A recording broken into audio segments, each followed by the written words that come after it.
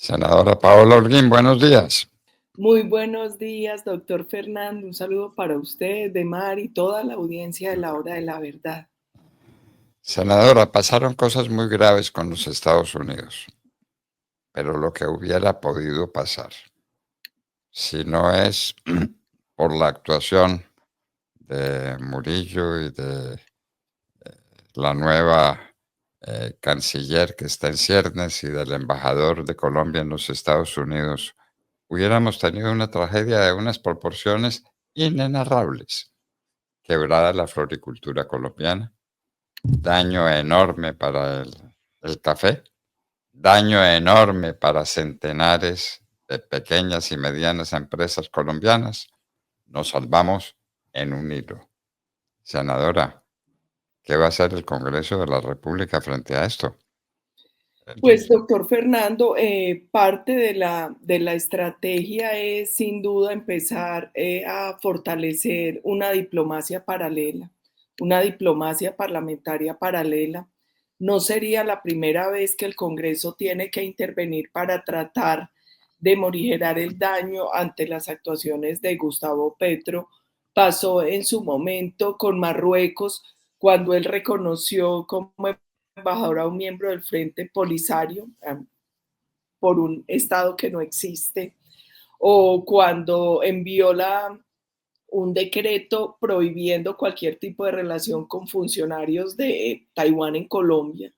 En ese caso, varios congresistas viajamos a los dos países para hacer como un trabajo de diplomacia paralela. Esta vez va a suceder lo mismo y es tratar de explicarle a los Estados Unidos que la posición de Gustavo Petro no es la posición ni del Congreso ni de la Nación, porque como usted bien lo dice, el daño es enorme. Nosotros con Estados Unidos tenemos más de 200 años de relaciones diplomáticas, es nuestro principal socio comercial.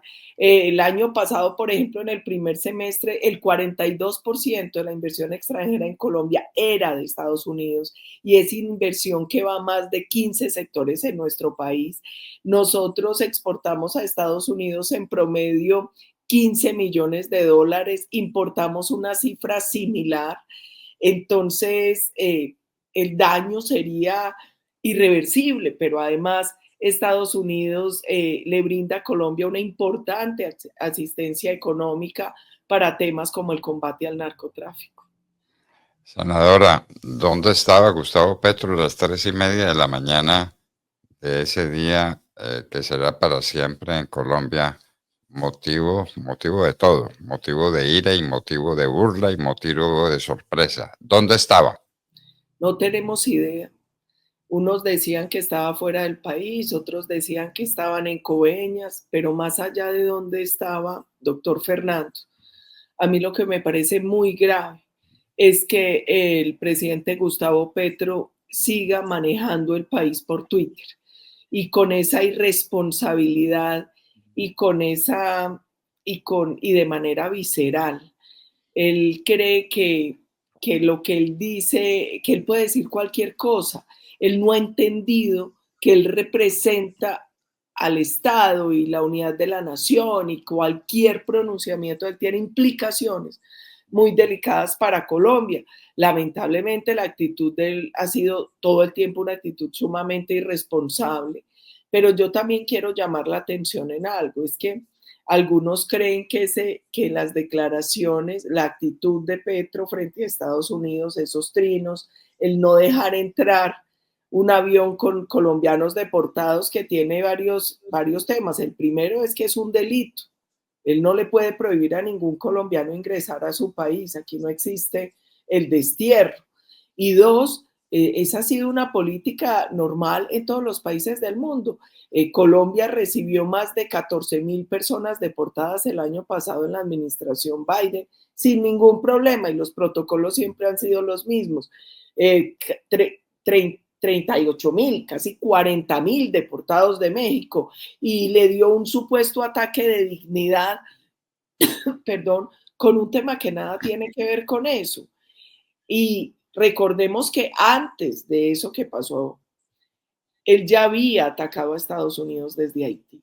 Entonces, ojo, que esto que parece una pataleta de la madrugada viene siendo una actuación sistemática de Petro que pareciera quiere llevar a Colombia a alinearse con otros países y a enemistarse con los aliados que ha tenido tradicionalmente. Senadora, con todo respeto por usted, yo insisto en una cosa que es de la mayor gravedad. No inventado por nosotros, lo dijo una gran amiga de Gustavo Petro en una publicación que hizo y que todos conocemos. Gustavo Petro trabaja bajo la influencia de la droga y del alcohol. En esas circunstancias puede hacer cualquier cosa, porque no es responsable de sus actos. Senadora, ese no es un tema menor, ese es un tema mayor y de una importancia enorme. En este momento, ¿qué se le puede estar ocurriendo? En medio de una borrachera de alcohol y de cocaína. Senadora, es un peligro para la nación, un peligro enorme. En esta, teóricamente, la sacamos barata. Yo decía en mi nota editorial, ¿cuánta gente está sufriendo? ¿Cuántas ilusiones perdidas? ¿Cuántos planes frustrados? Lo que significa el cierre del consulado de los Estados Unidos. Pero lo que pudo pasar, senadora, una persona tiene que ser responsable de sus actos y un drogadicto no lo es. Perdóname que insista en el tema. Es que es un tema muy grave. Hay muchos países donde se permite hacer una evaluación sobre la capacidad que tengan los gobernantes. De hecho, hace poco, creo que fue Perú, que aprobó una ley para que tengan que someterse a pruebas los presidentes, porque bien lo dice usted, alguien eh, bajo un estado de alteración del ánimo por consumo de cualquier tipo de droga, pues termina siendo un peligro. Para la administración en Colombia ese tema es bastante difícil, pero yo creo que estamos en mora de que Petro, de que suceda algo. Es que mire, primero fue la violación de topes de campaña, luego fueron los escándalos de corrupción, ahora es poner en riesgo permanentemente la situación del país, doctor Fernando. Es que, por ejemplo, hasta ahora no se ha evaluado qué le ha costado a Colombia el haber roto relaciones con Israel. Parte del debilitamiento de la capacidad operacional de la fuerza pública está ligado a eso. ¿Cuánto dinero de cooperación ha perdido Colombia? ¿Cuánto han perdido las empresas porque el TLC que se logró con Israel pues no ha podido profundizar las relaciones económicas por lo que él ha hecho? Y ahora viene este tema con Estados Unidos y yo insisto en algo. Lo grave es que pareciera que es intencional la ruptura de Petro de relaciones con Estados Unidos y la alineación cada vez más evidente con Venezuela, China, Rusia, Irán, con países que tienen unas condiciones complejas. Claro, claro. Y una persona que no es dueña de sus actos porque trabaja bajo los influjos del alcohol y de la cocaína es una persona que no es absolutamente confiable.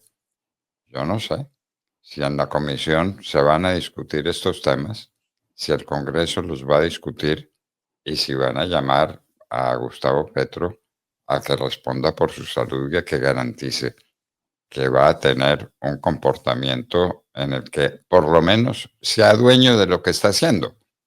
Es que causó este problema sin darse cuenta, un arrebato.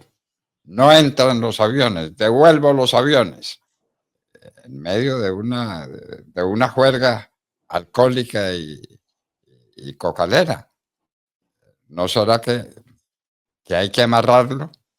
¿No será que hay que exigirle un comportamiento adecuado para que trabaje siendo dueño de las cosas que hace? Es decir, libre del alcohol y libre de la cocaína.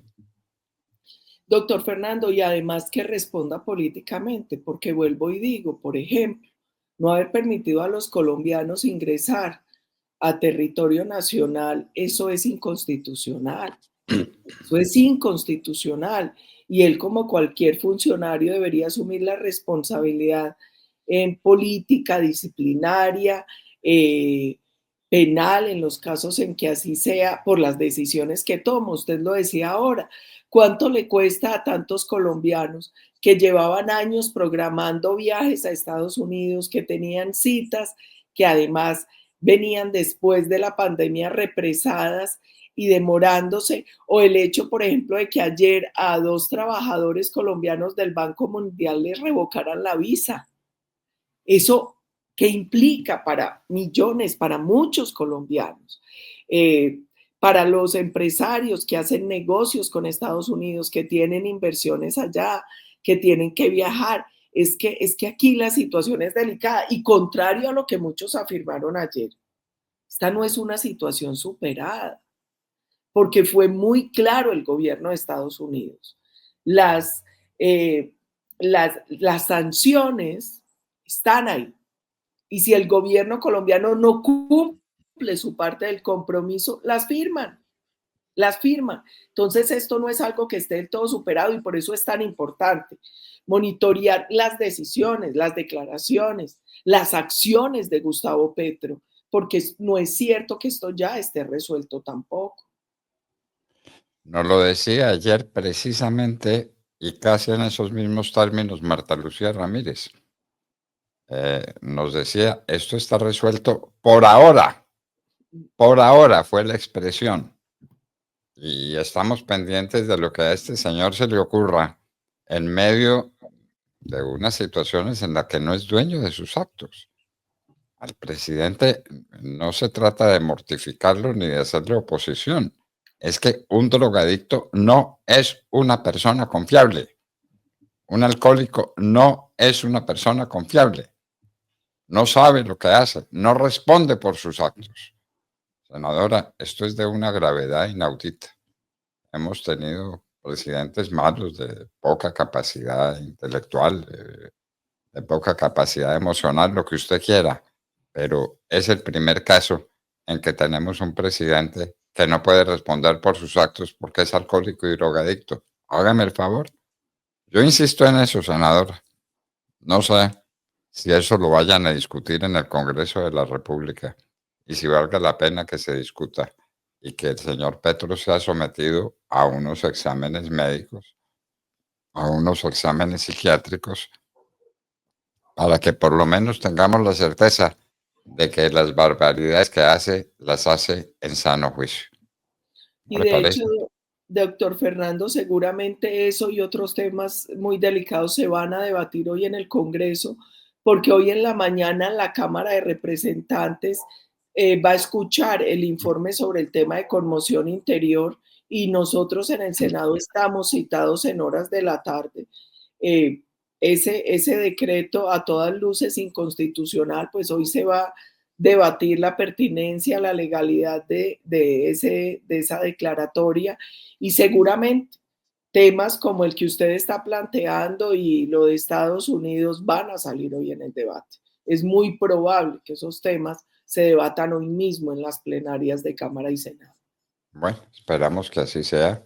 Y senadora, como si esto no fuera bastante, ¿usted recuerda esos versos? Está muy enfermo el general Bustamante. Bueno, si esto no fuera bastante, tenemos la noticia de que el Consejo Nacional Electoral se está quedando sin presupuesto. Es el primer pasito que se da para que no haya elecciones. Es el primer paso que se da para perpetuar una dictadura.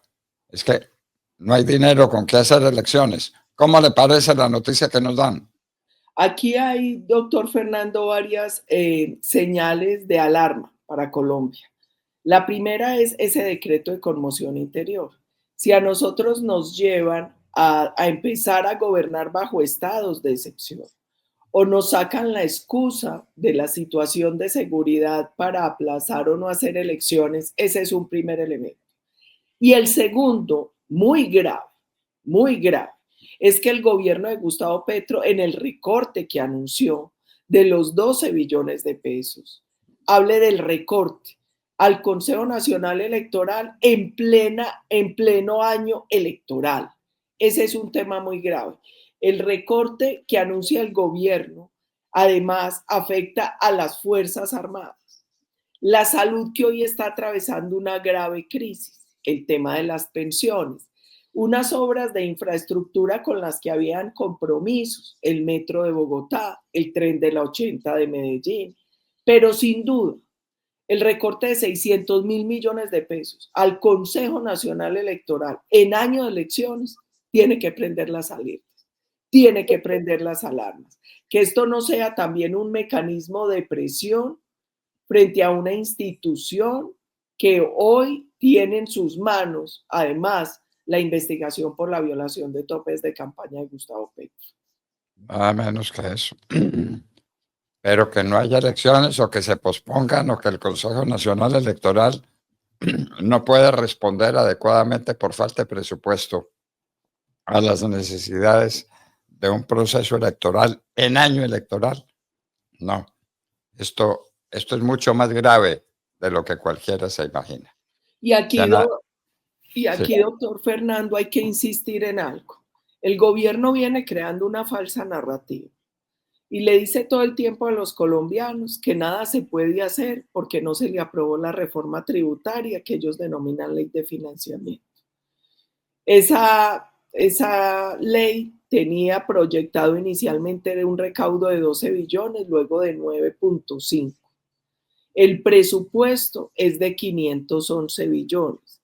Entonces a uno le llama la atención que ahora no puedan hacer nada por 9.5 billones cuando además de tener un presupuesto que era de 511, tiene casi 100 billones en caja que no ejecutó el año pasado. Entonces la pregunta del millón es, ¿para qué tanta plata si no hay ejecución? ¿Para qué tanto afán de tener más recursos cuando nosotros no estamos viendo y la pregunta que nos estamos haciendo todos hoy es, ¿dónde está yendo a parar la plata? ¿Dónde está yendo a parar la plata? eso nos lo hemos preguntado muchas veces, senadora. Pues, senadora, confiamos en usted y esperamos que nos cuente lo que sucede en el Congreso una vez que se reúna en la mañana para la Cámara, en la tarde para el Senado de la República. Muchísimas gracias por estar con nosotros, senador. Gracias, doctor Fernando, a usted, a su audiencia y en medio de toda esta dificultad a reforzar esfuerzos, porque a Colombia la tenemos que recuperar en el 26. Sí, señora. Hay que salvar a Colombia de estas tragedias que la amenazan. Muchísimas gracias. Gracias, doctor Fernando. Bueno, Paola Holguín la escucharon, ¿no? Muy en la línea de Marta Lucía Ramírez también. El problema no está resuelto. El problema está superado por ahora. Lo que viene. Paola Holguín estaba con nosotros y tenemos un personaje también muy importante